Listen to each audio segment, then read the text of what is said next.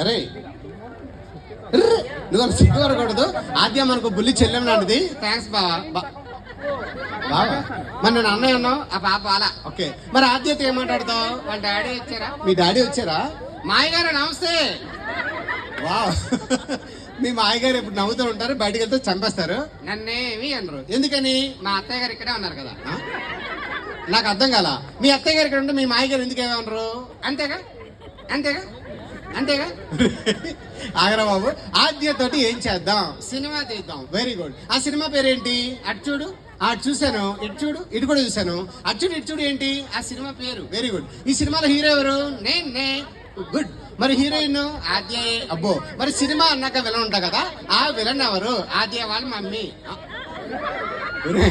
తప్పురా, ఆవిడ చూడడానికి హీరోయిన్ ఉంటే విలన్ చేస్తావు. ఓకే ఆద్యని పంపించేద్దామా? మనతో రాదా? అమ్మ నువ్వు అలా నువ్వు వెళ్ళిపోమ్మా. ఆద్య తప్పు. మరి ఆద్య మనకు బుల్లి చెల్లెమ్మ లాంటిది.